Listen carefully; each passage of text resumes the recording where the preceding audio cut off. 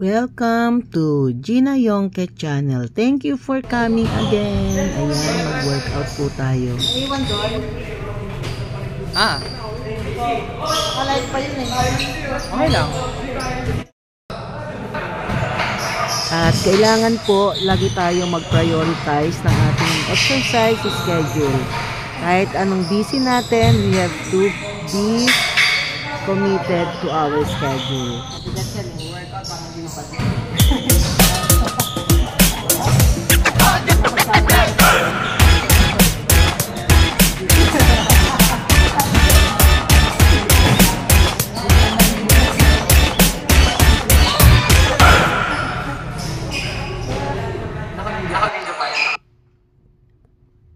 And how do we become consistent with exercise?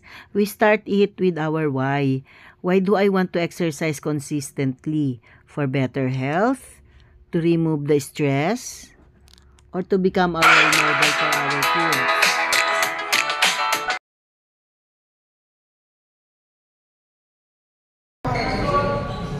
Hindi ako nagaganda yung sobrang laki ng katawan. Gusto ba yung gano'n?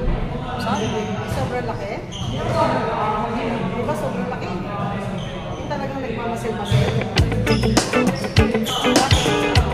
Lagi ka na dati. Ay, may dati.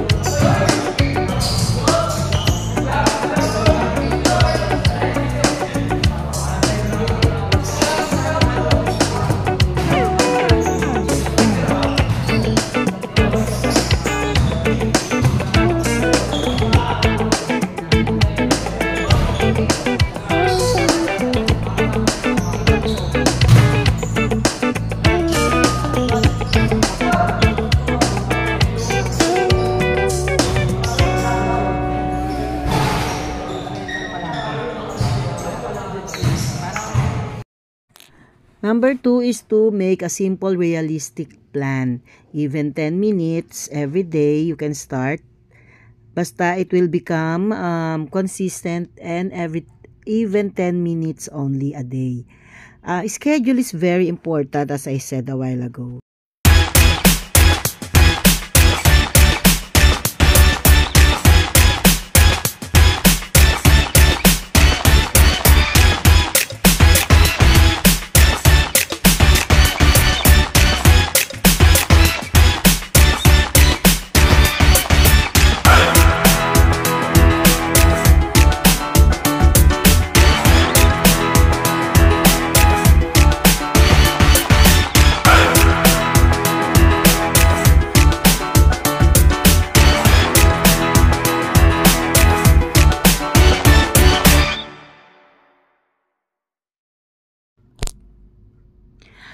Attach it to something you already do. So, for example, after brushing your teeth, you go do 5 push-up. After work, you change clothes and do 15 minutes walk. So, there is an activity that will be attached to that. This help reduce mental resistance. Okay? Then, we have to track the progress. Use a simple checklist so you can check whenever you go to the gym or to do exercise. This build motivation. Next is to make it enjoyable. Choose what you like. Okay, so whatever workout you like to do, dancing, gardening, swimming, walking with a friend, yoga or sports, anything that you would like to do, do it consistently.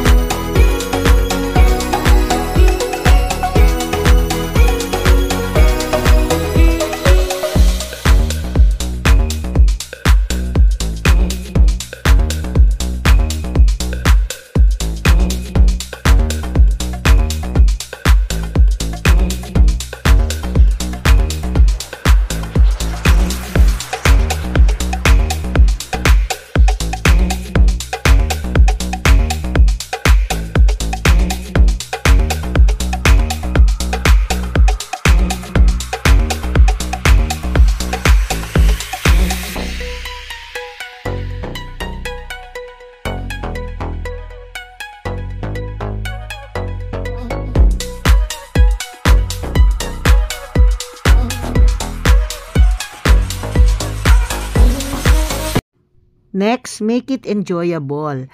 Choose what you like. So, if you like it with music, you like it with a friend, make it fun. Bring laughter to your exercise. And you're more likely to stick to something that you are doing with fun or something you enjoy doing.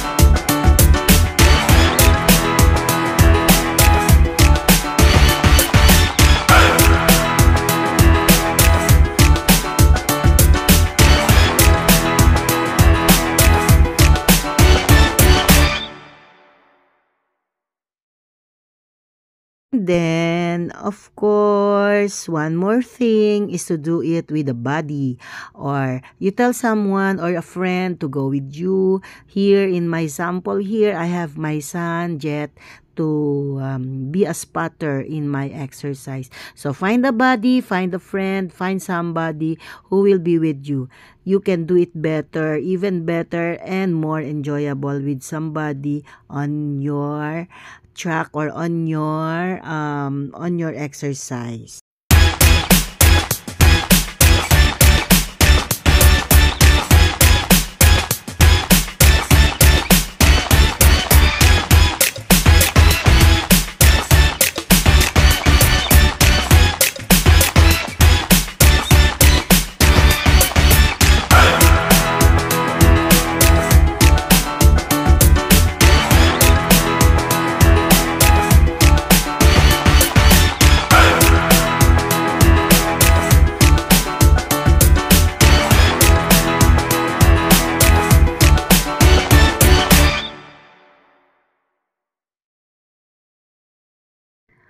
Forgive yourself for skipping. Sometimes we skip or sometimes we fail to do our exercise. Forgive yourself, but never ever quit. Don't quit.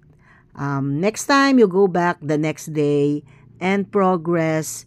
It is not perfection. As long as you are doing it and you stick with the routine, sometimes we skip along the way, but there are reasonable reasons or valid reasons why do we do that.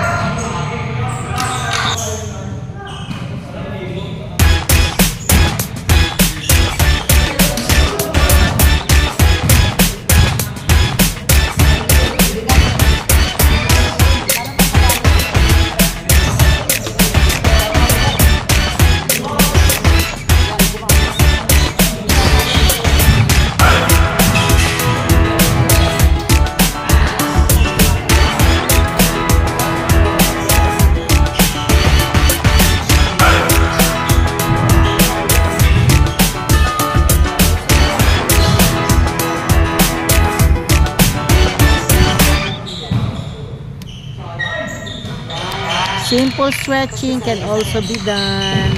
Simple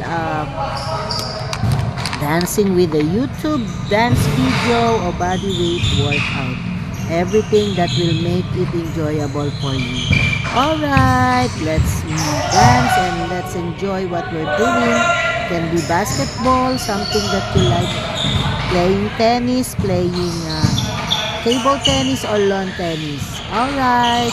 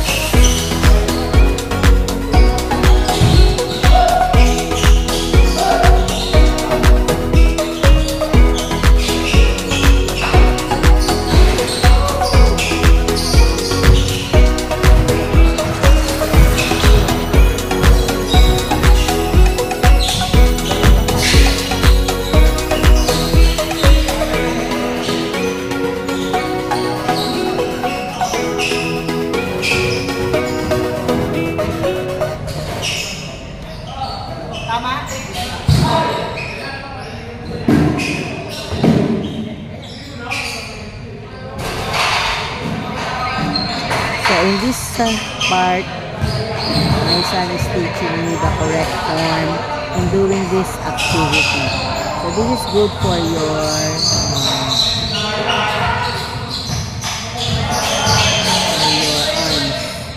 developing your muscles. Okay, enjoy it.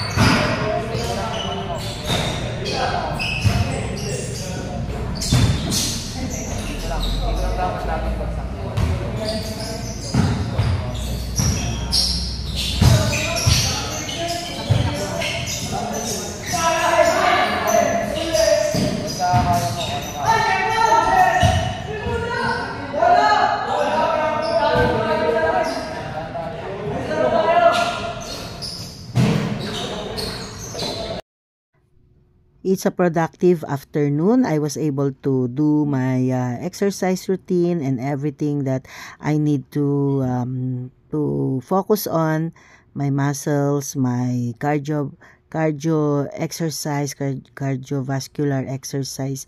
And thank you for being with me. My son is with me today, and that's what you will do also. Find a partner. And thank you for watching. Bye-bye.